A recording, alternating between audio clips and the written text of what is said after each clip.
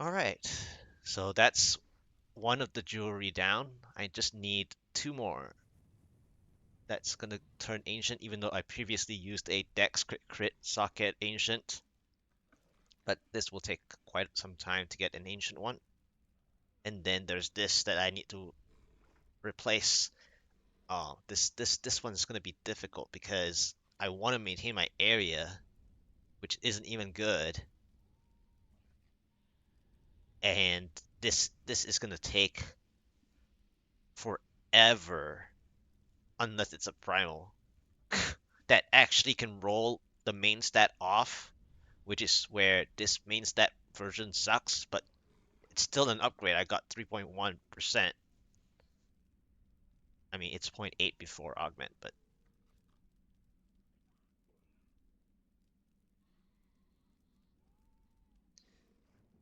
and the physical resist. So my physical resist is topped up with alongside fire, and the problem this season for me has been for lightning resist, like electrified after speed pylon especially because of how many electrified, well, how many electric bolts are proc, just like back in Diablo 2, LOD, or even like no, not LOD, Diablo 2 vanilla, where you got that multi-shot lightning enchanted. Oh man, when your speed procs all those lightning, it just hurts so bad. The armor's not very good because I didn't use double dipping. Like I didn't maximize the double dip because I want my resistances to be above 1.1k preferably. I prefer playing above resistances. Yeah, it's all right. So when you play the Emerald's Way, right? The general rule to play the Emerald's Way and the double dip for the Guardian Jeopardy set is that you hope that you get to 94%, especially if you play Emeralds.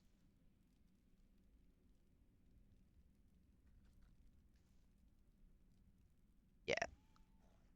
Uh, but I decided to play one gem double dip just because I managed to get my lightning resist above the 1k mark, even though I prefer 1.1k.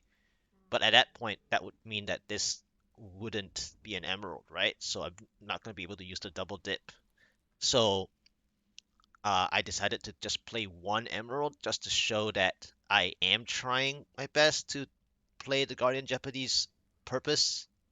But I still would have preferred lightning resist to be 1.1k though. Honestly, I've gotten some procs on speed, well, mid speeds, 130s that I shouldn't be procced. I mean, not that 1.1 would not get procced, but it's better than this. So I double dip for some damage, but then I get procced on a easy GR, so to speak, and that's just not good. Getting procced on easy GR is just not good. Yeah, on if you're playing yeah, I mean the mouse over part and the right side is more like a Diablo 2 analysis. On the right side, the numbers is like okay to think about in the percentage. I'm more looking at the visual number first. However, if you do want to look at percentages though, it's the armor that you want to look at the percentage because it's a it's a summary, right? So for intelligence classes, you want to be between 72 to 76%, preferably above 74 or 75. So you want to maintain 75% armor when you do look at the percentage.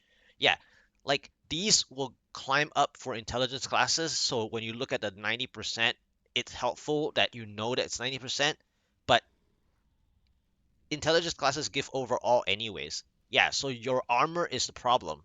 So your so intelligence classes because main stat gives because you're pumping all full main stat, right?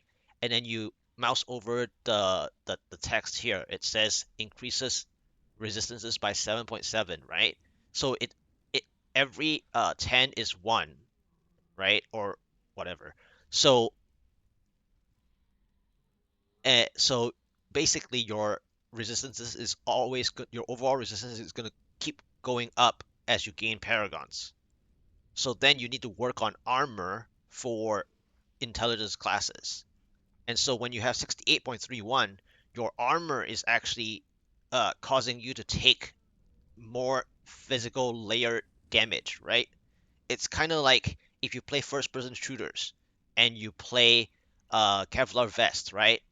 Your armor is really just the equipment's armor as well as purchasing the Kevlar vest and helmet, right? So you want around 74, 75 on the armor so that you actually gain enough benefit with the 90%. Because otherwise, your armor is the first thing to get hit. Because it's a 50-50, right? So, for example, when you get elemental damage, on the other numbers, not physical itself, not physical resistance itself, but if you get elemental damage, like the so-called calculation, uh, layering wise, is that half the damage of an effect, of an incoming damage, right? Elemental wise, is that partly if we discount the fact that it's elemental. So when you're creating a game, for example, like creating an actual game to play for other people to play, right? You create elemental damage. But if we, let's say, we take out the elemental portion, it would be direct damage number, right? So it's kind of like physical damage.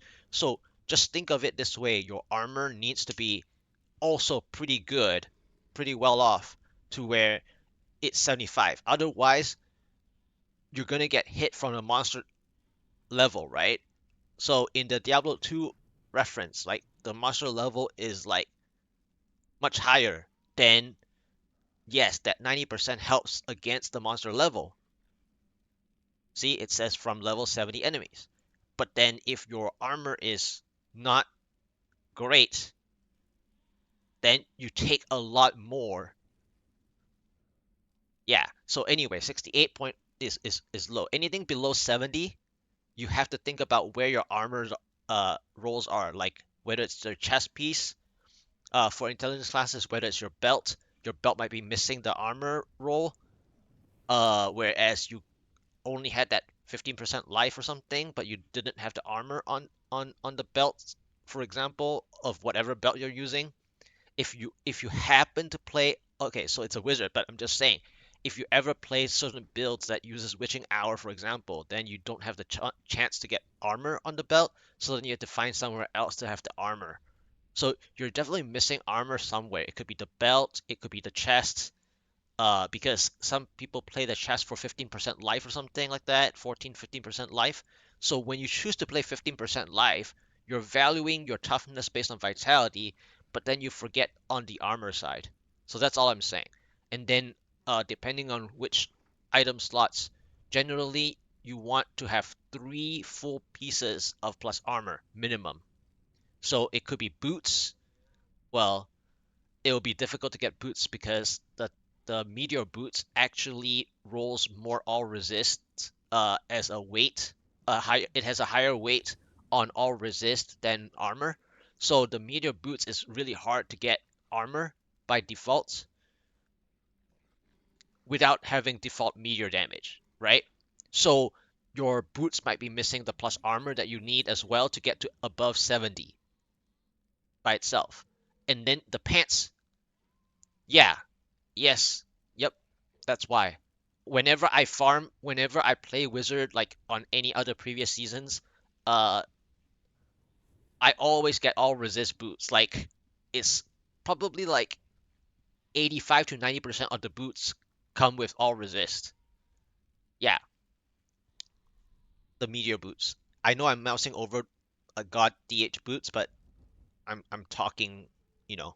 But anyway, I mean, another way I can show would be to view my previous ones, I guess. Do I have one here? Uh, did I keep one on the EU side? I mean, did I keep a Tal Rasha one on the EU side? I don't think so. Oh, this one. See? Yeah, yeah, I know you get it. I just want to show visually. So even this primal boots that I got as my okay, so I know the specific story of this one. This was season 16 when I played concurrently. So back in the old days, the Tal Rasha, it was the manual way of activating the elemental exposure elements. So that's why the skill bar is like that. And this was my solo primal boots on the EU side when I played concurrent NA and EU. So this was my solo primal on in season 16, which was cool. But the topic here is actually not about that. It's more about the all resist role. So it came with the all resist. Yeah. So anyway, I over explained the all resist weight on the thing, but this shows why it does that. Wiz usually run galvanizing war, which is based on doesn't that make so yeah, so the whole thing right here, like here, I chose to play my Tau Rasha chess piece with the 14% life, right? So initially you want to do that, but then as soon as you find whether you have armor in the right places, then you can change this as you paragon up. Because the other part you have to worry about isn't just the percent life, the life percent. You have to make sure that your overall vitality. So, what is your overall vitality? Like the number here, without guardians, let's say. So, without guardians, right? Obviously, if I take off the belt and stuff, it's going to go below because I didn't equip like 450 each here. So if you add 450 each, it's 900, right? 900 plus here is like 4.2, 4.3. So you want your base vitality to be around 4.2, right? If you are under 4K, then even your chest piece percent life is not going to be as strong, which means that um I don't know depending on how far back you've played the Tau Rasha, right? Let me just re-equip this so that I don't accidentally do anything wrong with that. Um, Going back to this, I don't know how long you've played the Taurasha Wizard, but a lot of people love to play the Amethyst in the helmet, right? Because of Galvanizing Ward, because there's not much benefits, realistically speaking, for the build to use anything else. The resource does help later, but a lot of people use amethyst, right? So if your base vitality, your overall base vitality isn't above 4K, you're not actually getting all the percent life, the life percent as much as you think you are. So if your base vitality is actually high enough, then yes, life percent is stronger than armor.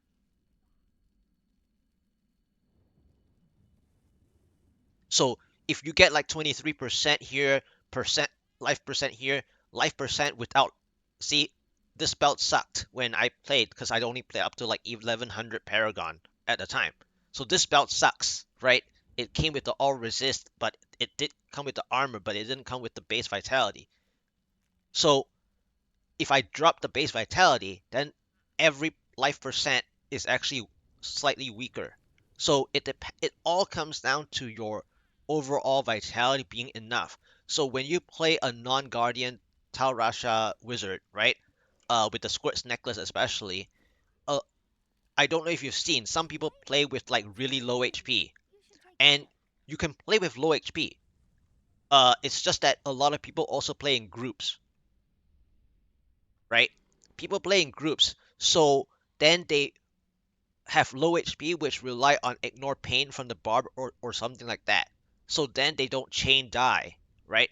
And I've seen people play the Tarasha wizard, the meteor wizard, with like 450k health, which is totally not good. You're basically basing it on the fact that you have ignored pain from a support barb, or that someone else is the center of attention. Yeah. So they have a lot of damage. Like So what that 450k meant was that their RNG for their boots, for example, so the meteor boots, right? Some people get a primal meteor boots and they didn't get the base vitality there.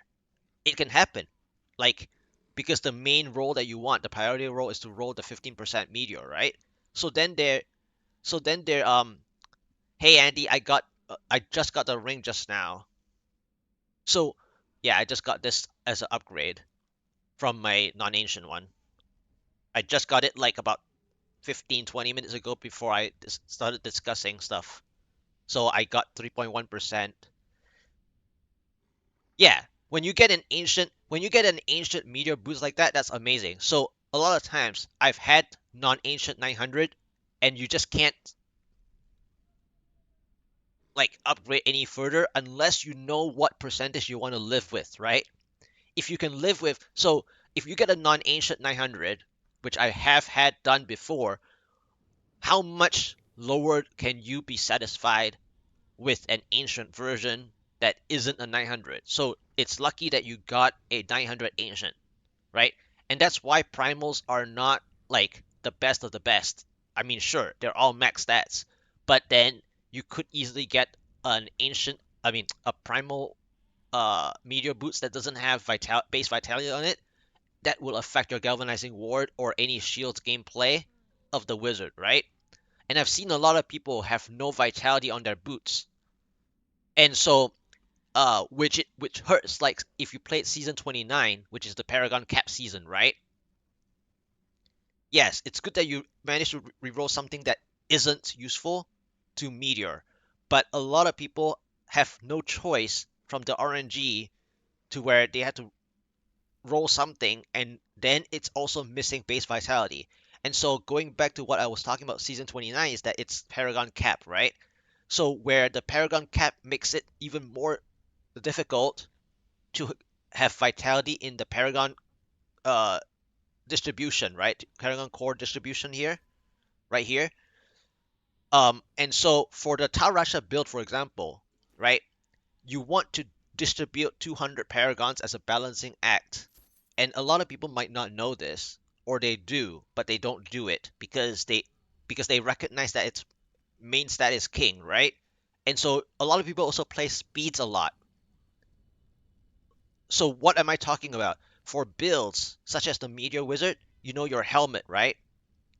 Yeah, that's the only thing left to make it perfect is that your boots don't have. Yeah. So when you think about percent life, then without the boots having base vitality, then you're not actually getting the maximum advantage that you're getting from all your percent life that you mentioned that you got all the way up to 75% or whatever, even with an amethyst. So then, so then depending on your paragons, right? Then you have to then you have to divvy to in the paragon core to make up for the shields gameplay that you want. So if you want 1 million shields, for example, right? Like 800 plus shields or 1 million shield or whatever, then you need to divvy to the Paragon core vitality, especially the fact that the boots doesn't have it. Which also means that the paragons that you divvy to the vitality isn't the vitality that you can just ignore the fact that you didn't have base vitality by default, right?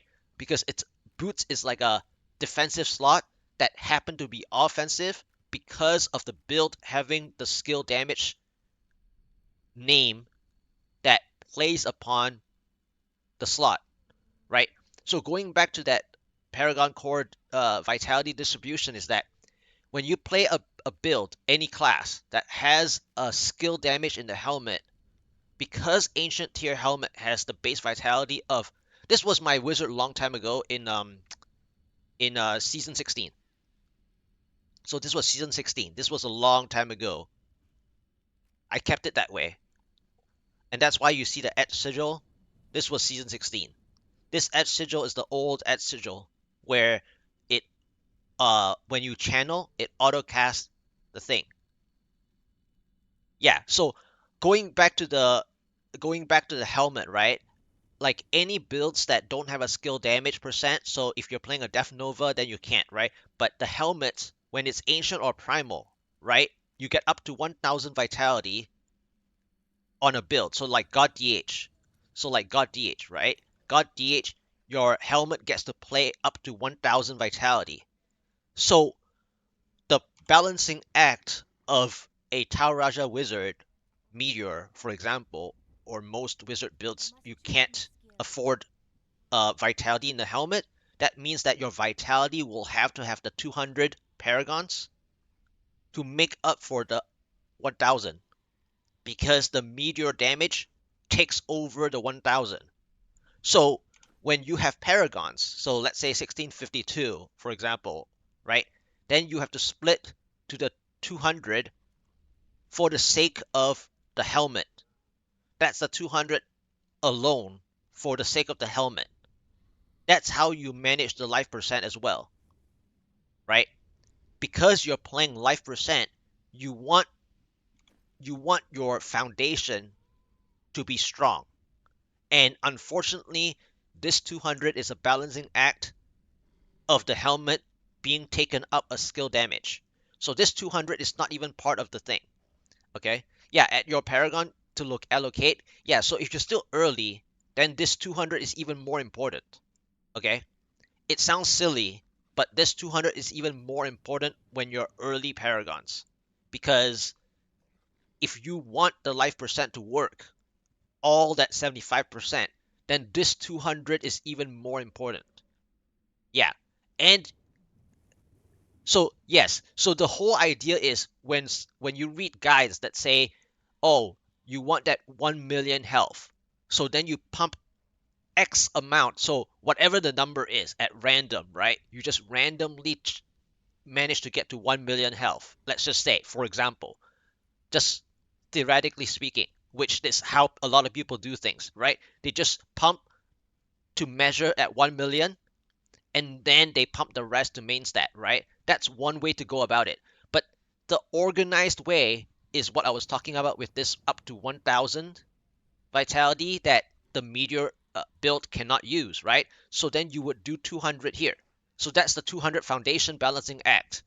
And then your boots, right? You mentioned that your boots didn't have vitality.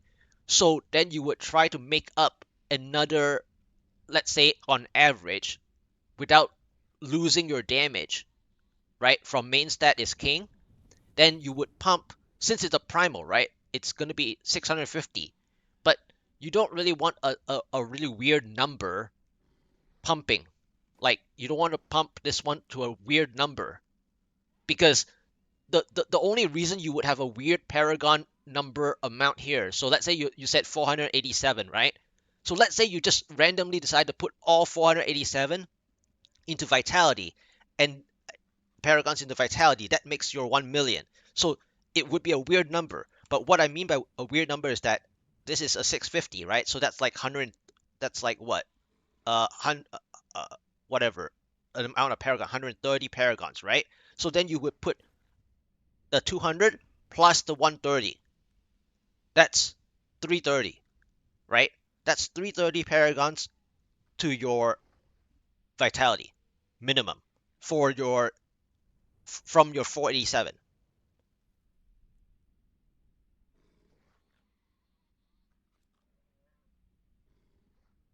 Yeah. So I value it like this. So whenever you're missing, you want to at least have 500, like plus 500,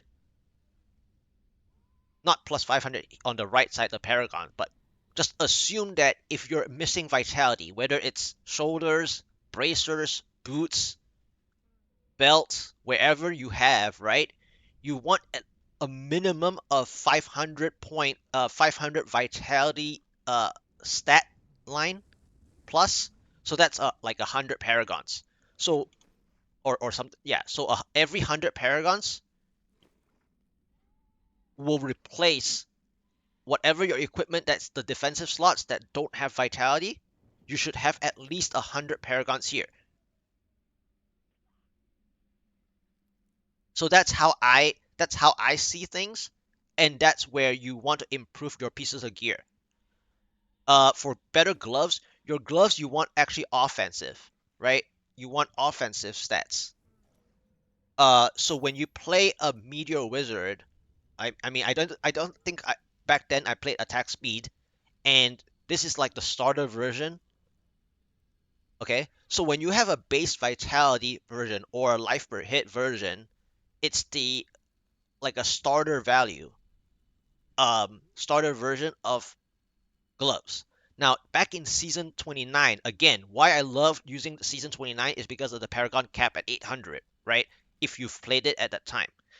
So, in season 29, this kind of gloves, right?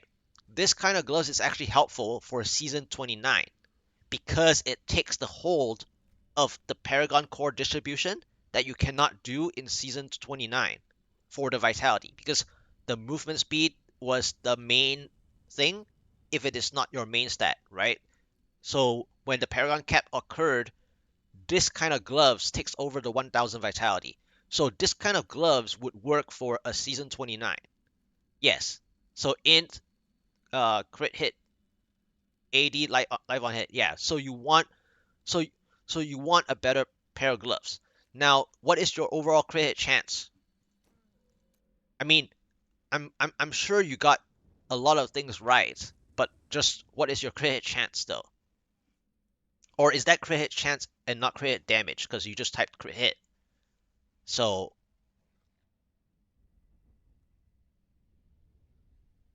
oh, crit hit damage. That's what you're missing. Okay, I just read what you.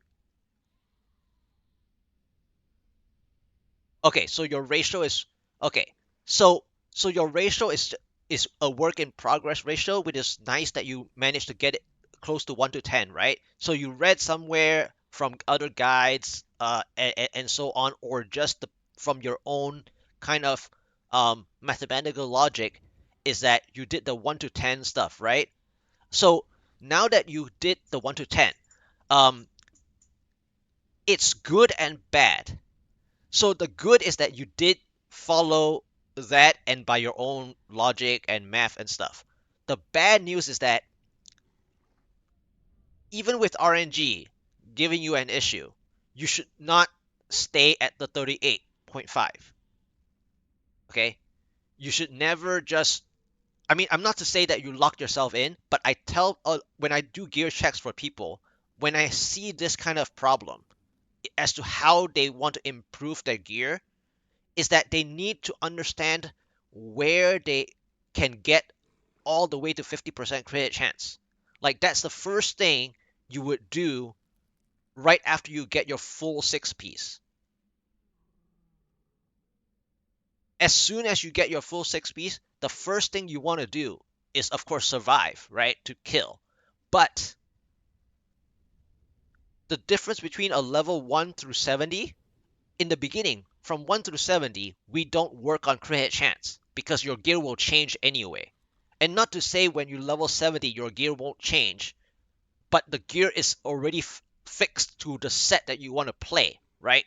So when your build is set to the level 70 set that you're playing, then you want to work on the crit chance because by the logic of crit chance, 50% is like flipping a coin, right?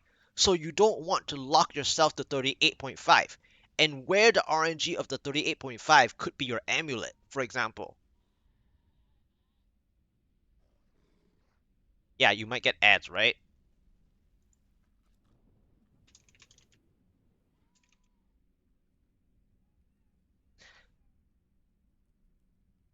Only way to I'm getting the credit chance. So, okay, so it depends. So this season is kind of crappy, and I understand that. So this season is if you ever have an offhand, then you can go really high, okay? If you but normally speaking, there's a lot of places you need crit hit chance, okay? You will get close to like 45. So you don't want to lose anywhere else because if you have somewhere that you can't do, yeah. So 38.5 is not it. There has got to be some place. It's not the offhand. So let's just take. like I can move away from the offhand. So if you move away from the offhand, having the crit chance, right? This 10 right here, if I don't use that, then I'm at 52.5 without using a scoundrel. Because some of the guides, or most of the guides this season, uses the scoundrel, right? So when you use the scoundrel, you get crit chance as well. But it's your amulet, okay? So so yeah, it's most likely your amulet, okay? When you play the cold elemental damage version without the crit chance, okay, you want to play the offhand version because the offhand offers crit chance. So if you're at 38.5, okay, yeah. So if you have a primal Tal Rasha amulet, that's you're forcing. Okay, so let me give you another logic here. Okay, that means, okay, this sounds really stupid, but you're basically forcing yourself to use red items.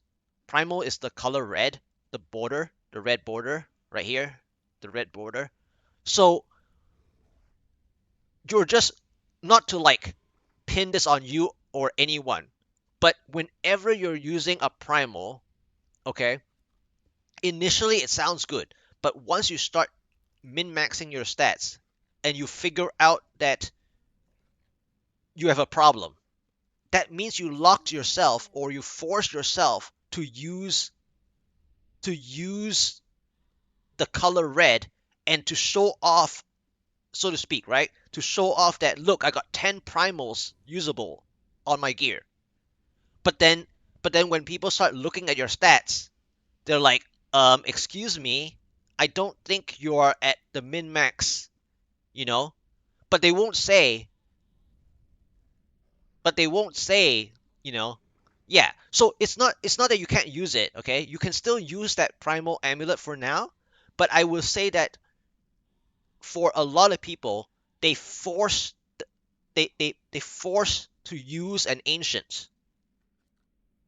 Yeah. They force to, like, so for example, right? Um you can see that a lot of my gear uh is not forcing to use an ancient, but a lot of people, if you just try to like observe what other people are using, even from the leaderboard. So if you made the leaderboard and you check the people around you, right? Because they don't play at the level, well, I play casually, okay? If we want to use the word casual, I'm still a casual, okay? But if you mouse over their gear, sometimes you will see that they're just using the ancient to augment, okay? They're using the ancient to augment. They're not looking to min max XYZ, like I said for the vitality stuff, and so on. So you can see that they force to use the ancient. So even for example, when I go back to my season 16 Taurasha wizard, right? This pair of gloves is kind of like, if I want to critique myself, this ancient gloves right here is forcing ancient.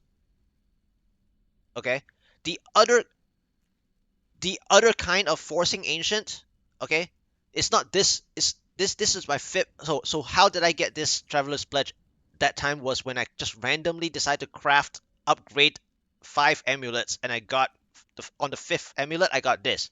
It isn't the best, but that's what I got. And the augment looks shitty is because season 16 back then, uh I mean, I wasn't like a super good player, but at the same time the build wasn't that strong back then, not as strong as now. But anyway, more to the point where the amulet, right? So even in the beginning, if you are helping someone else, if you're helping your friend that who is new to D3, and they start learning that ancients are items that you can augment.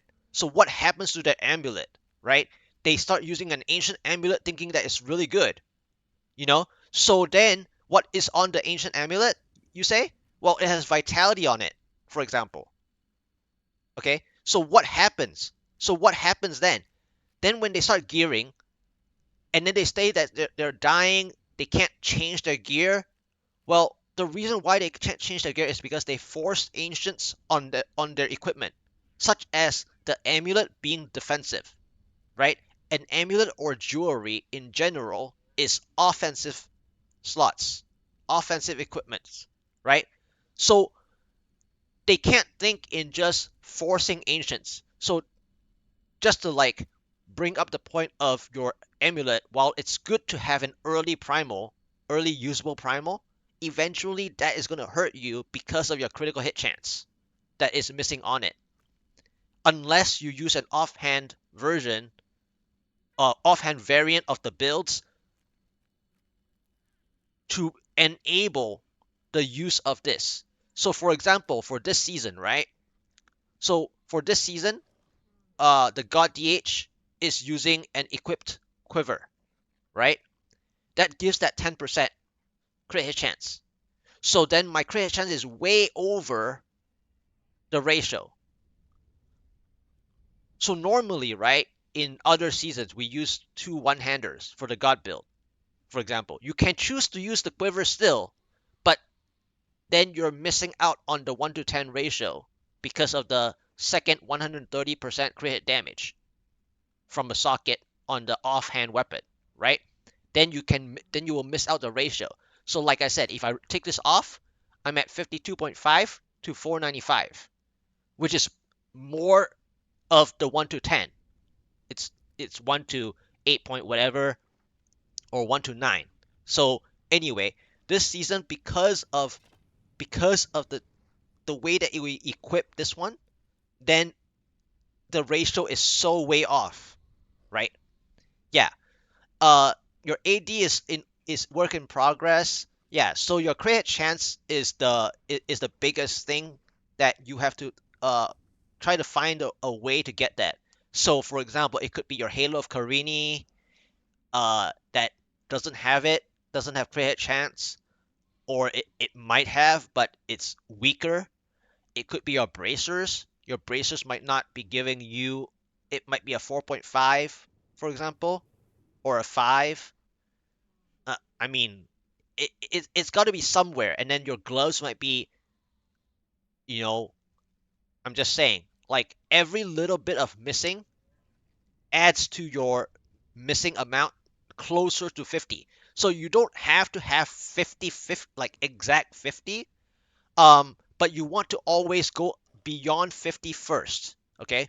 And the reason why you want to go beyond 50 first is this. So stone gauntlets, right? The gloves, stone gauntlets is one of the hardest to roll. Yeah. See, when your rings are both 4.5, it's good to start. So it's fine. But for once you start trying to find out how you can move forward from that quote unquote locked in 38.5, then you realize that every minimum roll affects it, right?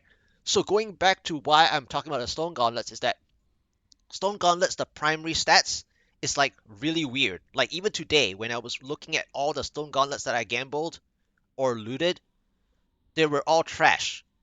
They hardly rolled crit hit chance or anything. But let's say you did get a good stone gauntlets to use for a build, like the LOD builds that are being played, Legacy of Dream builds, and you actually got a good, like a really good stone gauntlets that's close to this, right?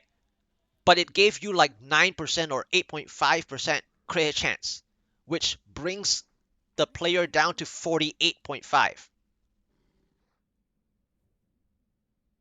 Okay, so in this kind of question, right? In this kind of question, there's two levels. Okay, there's two levels to it. There, there's two levels to understand. One is obviously from the Guardian Jeopardy set rework. If you're ever using Guardian Jeopardy, right, then the three-piece bonus says that you're gonna have the double effect from the main stat and the vitality, right? So initially, the 1,000 vitality, the 1,000 in there is 2,000. Yes, correct. So as you paragon up, then you can start switching away and use this kind of amulet. So in the beginning, I was using I got lucky with some reforges and I was using the Dex crit crit. My Dex was like 967 or something. I still have the amulet. right here. See, I keep it here to show people, or fast link. So why do I have a messy freaking inventory, you ask, right? Is that I don't have to go to my stash to find what I used previously. You know, I can just fast link to somebody to show how bad my RNG is or how good my RNG is, right? And so this, by the way, this was my quiver that I've been using for a long time during my push attempts. I was missing 34%, but the whole reason why I had to use this in the begin from since day 3, okay, was because of the cooldown reduction. I needed a quiver that could give me the 8% cooldown reduction. That was the biggest deal. Okay, it's good that it has the crit hit chance there, but the biggest portion is the cooldown reduction. So whenever I get any legendary passive percent on the quiver, I'm gonna be losing out on damage. But if you look at my left side, the blue text that is on my overlay, that's like kind of annoying for people to look at, that I used to like. So in between, long time ago when I streamed, okay, I used to list out all the primals that I would get, and it would get really stupid on the screen, and so I removed that. I removed all of that. I tried to make it cleaner. But now this season, I've been pushing way too early, but I also think that I play a gradual increase of damage in order to find how well I can push, right? So up to the GR140, by the way, I was using this 566% legendary passive offhand. Okay, so I had to make up my own damage while in the rift.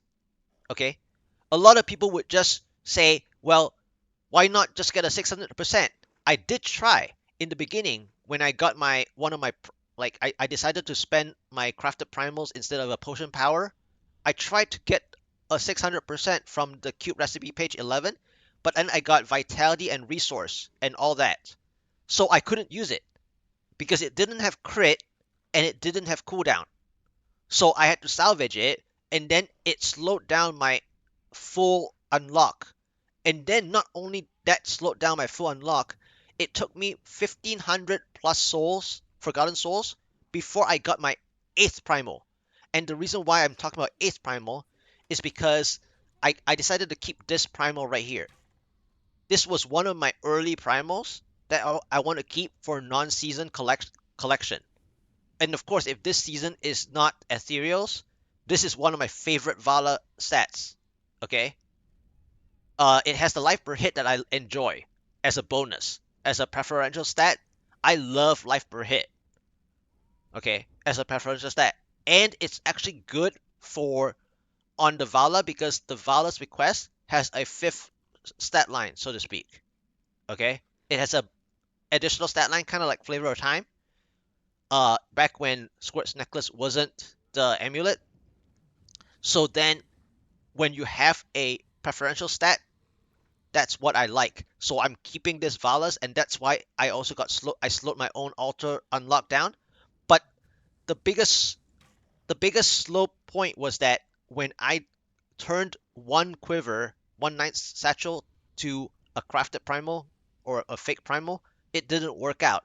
So I had to use this 566 for the longest of time before I started gambling more and more quivers to where I actually got a decent one that actually boosts area damage. That's actually helpful for a lot of people that this season cannot seem to find much of a way for area damage. And so, speaking of the area damage for your Tau Rasha Meteor, right, is that you're at the 88. So your next goal, right, would be how to get yourself to 110 or close to 110. Because in pushing, okay, your density, okay, Meteor is like a scattered showering build, right? You keep showering the meteors. So you're gonna add area damage. You want area damage, right? And area damage is very simply put splash damage from like other games, okay, or previous games. I call it splash damage as a way of laymanning area damage. So You want that splash damage. So if you're doing GR127 in 14 minutes, okay, one one reason you're taking a long time, okay, one reason you're taking a long time is because of your crit hit chance. Because you're not getting the crit hit damage as often as flipping a coin, right? So for every monster that you're it is a flip of a coin. So you imagine the whole computerization of that. You're flipping thousands of coins, okay? So your 38.5 is slowing you down because you're not, yeah. So then as you push higher and higher, the area damage, the splash damage is where it's going to affect you.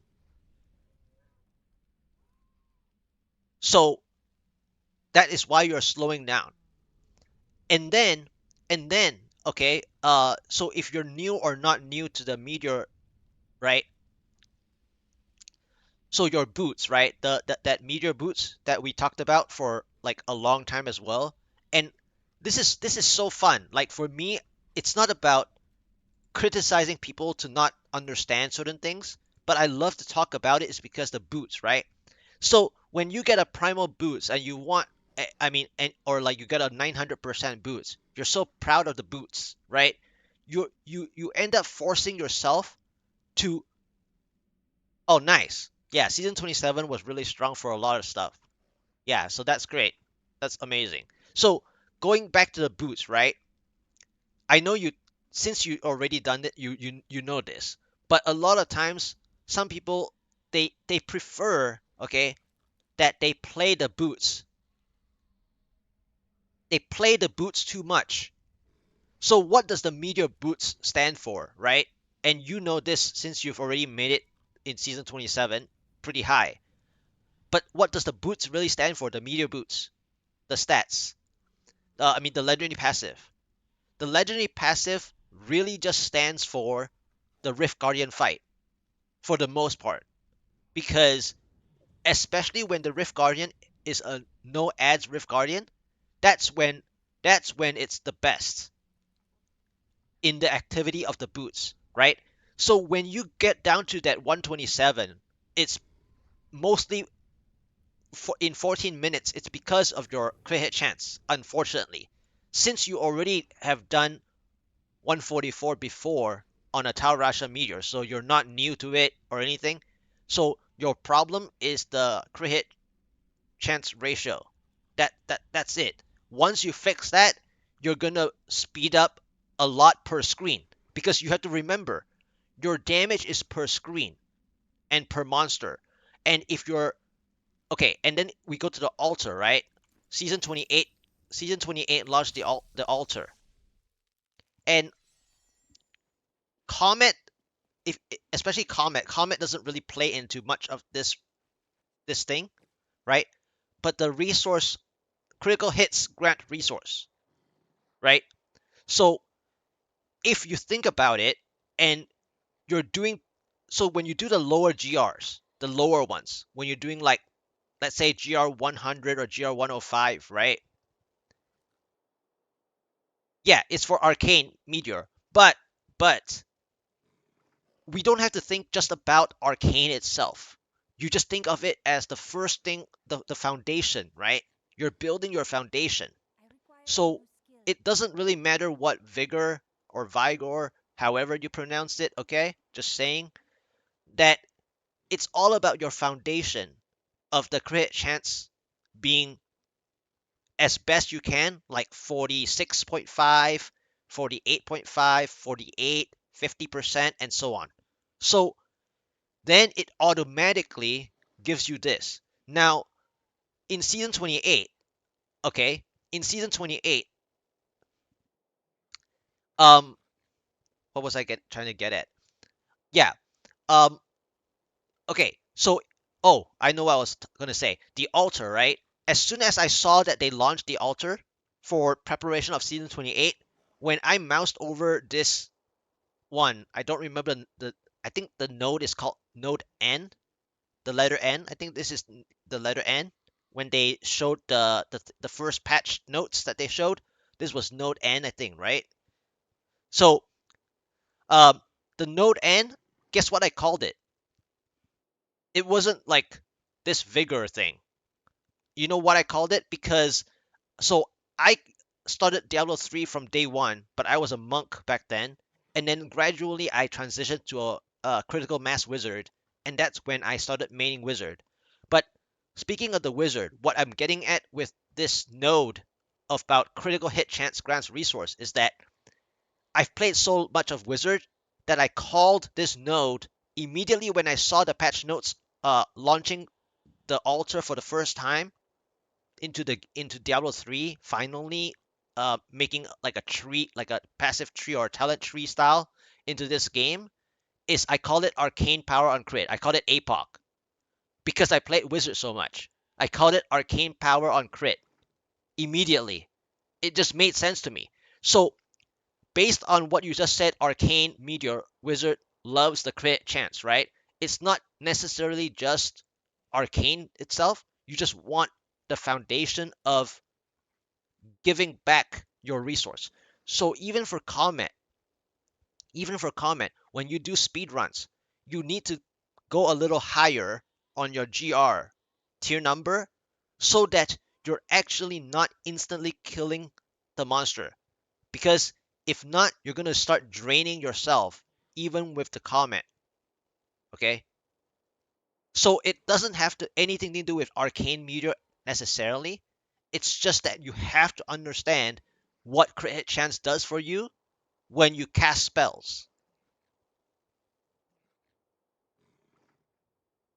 Yeah. So that is why I emphasize working on this.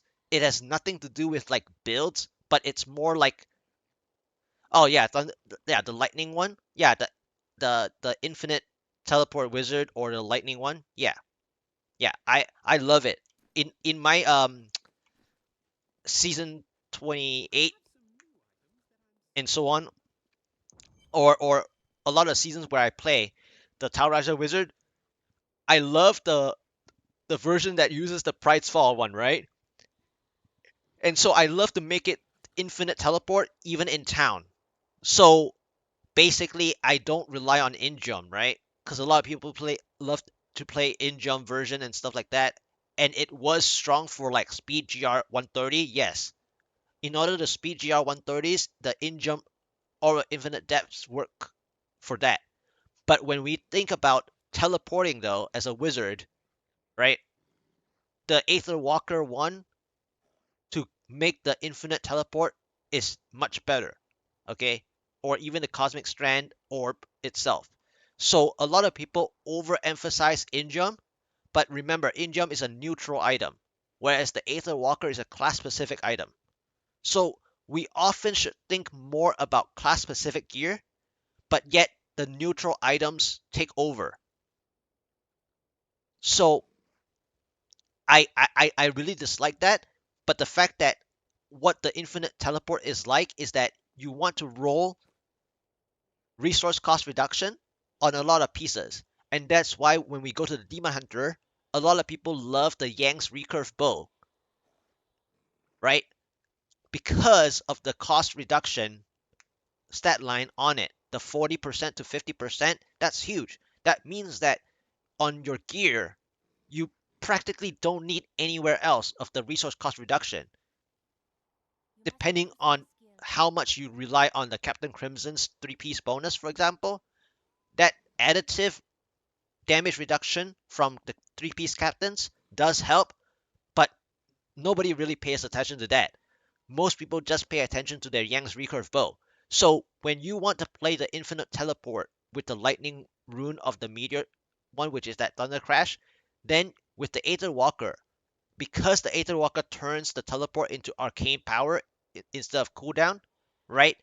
It costs 25. So you want to set that infinite possibility by rolling as many resource cost reduction as you can on, you know, majority of your pieces, such as shoulders, gloves, offhand, and the weapon itself, right? Of course, if you're doing GR like low speed GRs for infinite teleport, then you might not want to risk too much on the weapons resource cost reduction.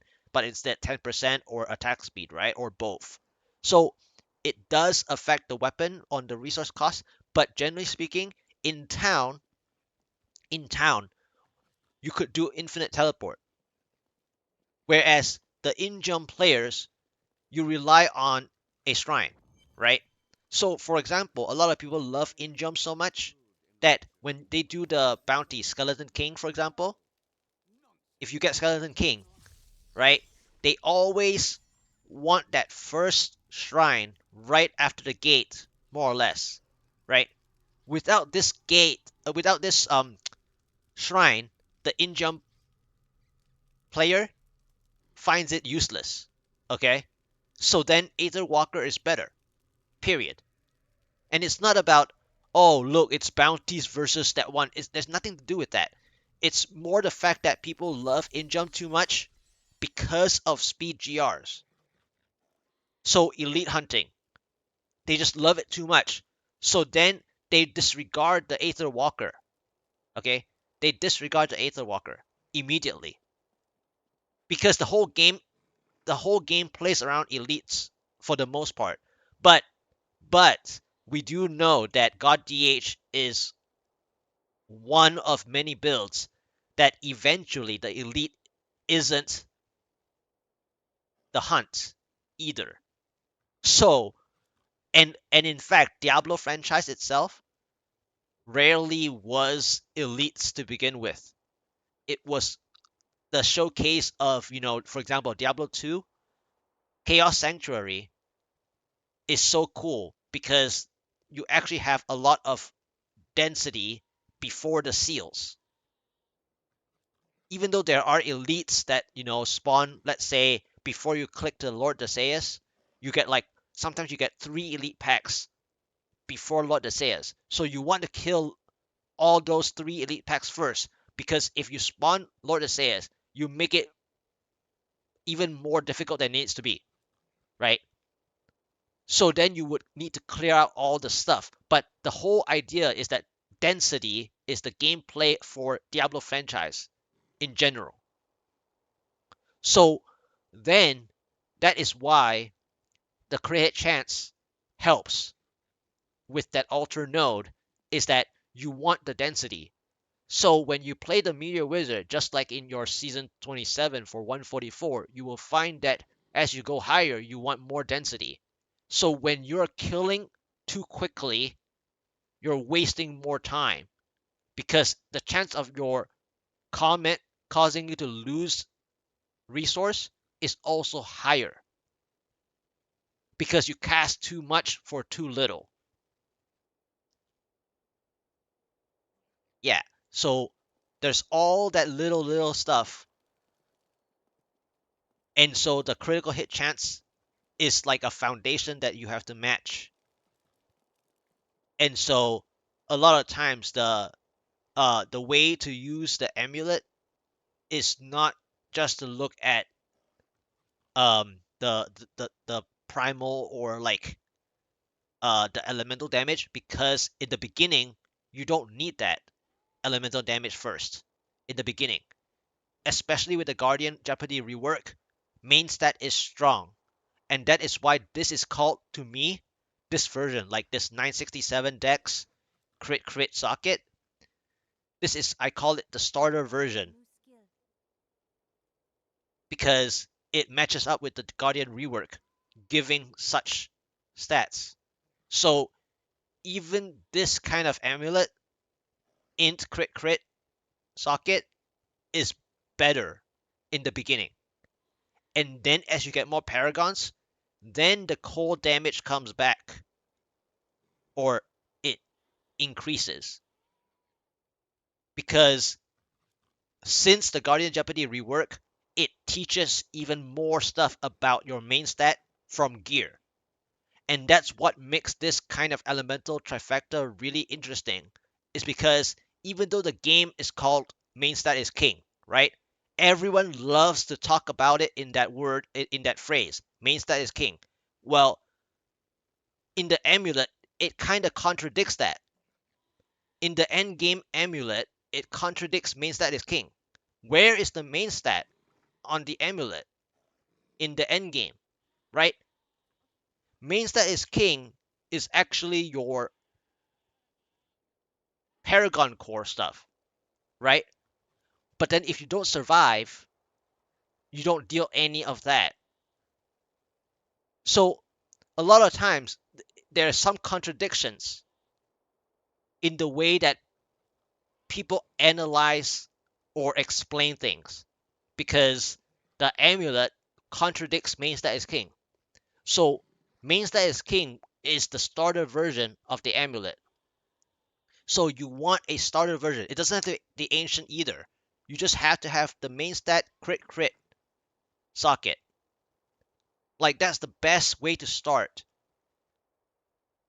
And then after that, you can use the version that you're doing, which is the cold elemental damage element and the crit hit damage, as long as you have an offhand, because the offhand makes up for the crit chance. So to end this kind of discussion, what is the problem? What is the other problem? The other problem is that people don't interconnect their gear, by the way. So one slot often has something to do with the other slot. So the pairing. So you pair the equipment together. The shoulders and the gloves are normally paired together. The chest and the belts are normally paired together. The bracers and the amulet are probably paired together. Or the offhand non-weapon is paired together with the necklace. Stuff like that. So there's a certain pairing, like chest piece and belt. There's a certain pairing because we have to remember the chest piece is 3 stat lines, the belt is 4 stat lines.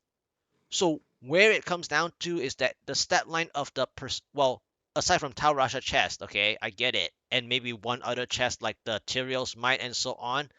Yes, there are more stat lines on those. I get it. But in general, there's 3 stat lines in the chess piece, whereas there's 4 on the here. So when you think about life percent, right, it's actually better to have life percent on the belt than in the chess piece. Now, the only time you have percent life in the chess piece is if you're playing, for example, that one season where uh, the Firebirds build has the mirror images, and the rune that uses the mirror images, it says it's based on the survivability of the mirror images themselves, has the life involved, max life, your max life involved, just like any other Shields gameplay in the Wizard, right? So then the chest and the belt often interconnect with each other. And then, of course, if you're playing certain builds that have a primary skill or a damage skill, even in the shoulders and chest, that's where the other part of the interconnected is, right? The chest and shoulders interconnect based on the build that uses a skill damage between them. So a lot of people, they're like, the priority stats say that you should have the skill damage on the chest and skill damage on the shoulders. Well, if you die, you don't deal any damage. So what do? In the beginning, you have one defensive slot and one offensive slot, whether it's the shoulders to be offensive and then the chest to be defensive, or vice versa. You don't want to have both immediately. Of course, offense is the best defense, but depending on how you vault ahead for the sentries, for example, and how you place the sentries, you might be the center of the attention first. Then you die before you can even use the sentry damage from both the shoulders and the chest. So the interconnectedness of the pairing is something that I also teach other people. So then they will realize how to get their stats correct or more correct.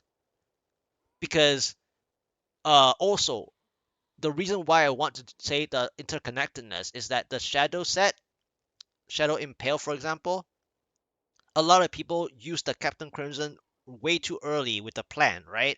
And so what happens to their gloves and shoulders? They didn't need the cooldown reduction because the Captain Crimson gave them the cooldown reduction. So then their shoulders, they locked in to area damage version, and so is the gloves. they lock in both the shoulder and glove to be area damage. So that's why the pairing is shoulders and gloves, the interconnectedness, right? But then when they want to use the Guardian rework because of lower Paragon at the time, the plan of the Captain Crimson dropped first, so they had no choice, and it was the advantage of using Captain Crimson plan. Then they went for Captain Crimson first. But then when they decide to try the Guardians version of the Natalia, sorry, I didn't mean to say Shadow. I meant Natalia set when they reworked it to the traps, then they can't they can't afford to get cooldown, which their Captain Crimson gave. So then the shoulders and gloves didn't have cooldown, but they have area. Then they can't roll off, or they prefer not to roll off their 20% area that they worked so hard on, right? So then the Captain Crimson on the Natalias affects shoulders and gloves, and so on. So a lot of the gear is interconnected. So the amulet is interconnected with the quiver or the offhand orb and so on, as well as interconnected of elemental damage on the bracer. So in the beginning, your elemental damage should really only be on the bracer because at the beginning, your main stat is stronger, especially with guardians. Outside of guardian, it will start losing its value as you gain paragons because all the main stat goes in here, which is why it lets you use this elemental trifecta where main stat is king is referring to the paragon stuff. Yeah, Andy, sort of ill will and shadow. Yeah, so my earlier primal that I got was obsidian ring and the Mickey Mouse amulet. And then earlier before I did the gear check, I and before I got the focus ring, I got a triple Bariza drop, but they were all trash. It was like triple Bariza. I was like, really? Ping, ping, ping, ping. I was like, holy. Yeah, it was insane. But yes, so I love doing this kind of you know, gear check and gear analysis to where I'm just stay in town for like an hour, right? I mean, I do that all the time on Discord anyway. So that's that's the most fun about this. I love going through stuff. And then pushing has more than just the gear too, right? The in rift situations, just like the density that we talked about with the credit chance, that's the other in situation level of mechanics, right? And we squeeze some into that as well. So it's not just the gear, but again, it's a foundation that you need. So that's why it's 14 minutes. Is because your per screen damage isn't there.